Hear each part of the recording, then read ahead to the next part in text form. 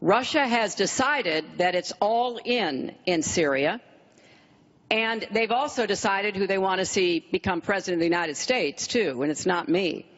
I've stood up to Russia. I've taken on Putin and others, and I would do that as president. She was there as Secretary of State with the so-called line in the sand, which... No, I wasn't. I was gone. I hate to interrupt you, but you were in contact, point, excuse me. At some point we need to do You were in total contact with the White House. Obama draws the line in the sand. It was laughed at all over the world what happened. Well, national security was one of the topics last night, no doubt, in the debate. Joining us now in our studio to discuss how the candidates responded to questions about terrorism is Ryan Mauro, a national security expert at the Clarion Project and a professor of counterterrorism at Liberty University. So we want to protect our country at home and abroad. Which candidate do you think did a better job of making that evident?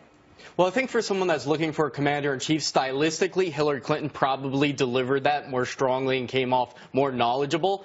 But if you go behind that and you say, well, what is it that people are really talking about? And they're talking about the homeland and attacks on the United States. I think Donald Trump beat her in the area of extreme vetting because they started talking about bringing in refugees and just immigration in general. And Donald Trump not just appeared strong on it, but he was saying we're going to be very tough about who we let in based on their values, not just are they a terrorist or not. Trojan horse. Right. And I thought that resonated with a lot of people. And Hillary Clinton's response was, well, if someone's a threat, of course I'm not going to let them in. But obviously that's not addressing it. Yeah, how?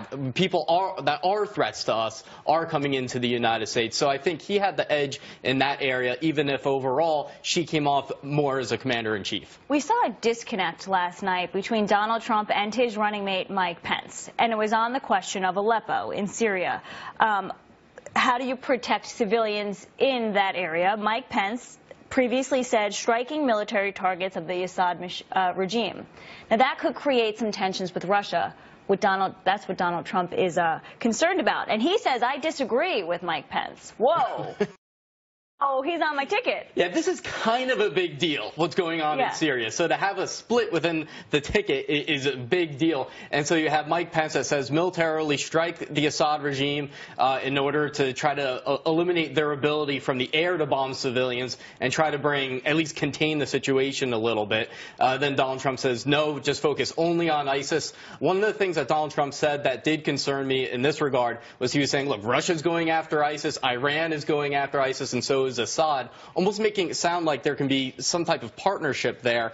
And I think that is a misunderstanding of the situation because ISIS existing in Syria is actually positive for the dictator. What do you think about the fact that he talks about, and he always makes it known that he has generals and admirals who are backing him and his strategies, and that we're a little too forthright with our plans. And then you had Martha, saying that actually is psychological warfare. Your thoughts? Sure. He has every right to mention they have military personnel that are supporting him. Now, are they supporting him or are they just upset at what's been going on with President Obama and Hillary Clinton? I don't know, but it's worth him raising that issue. Right. One weak area when he said, well, if you say you're going to attack Mosul, they're going to move out of that area. I thought that was weak because that area is of such significance. Well, if ISIS wants to retreat from that area, then great. Ryan Mauro, thank you so much for giving us the inside look here on terrorism and protecting our country. Thank you. Thank you. Thanks, Ryan.